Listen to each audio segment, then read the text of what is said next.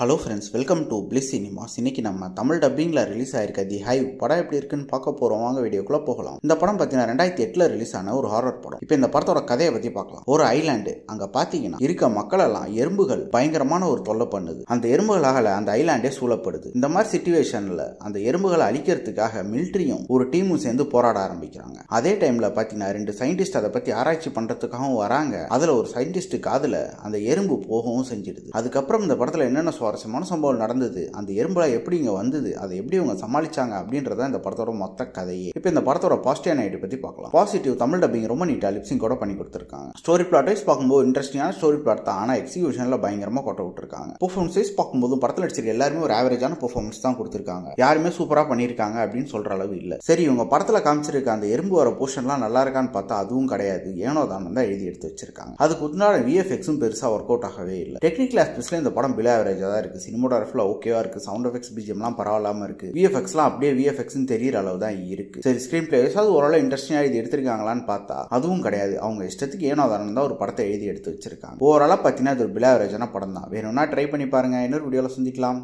Thank you.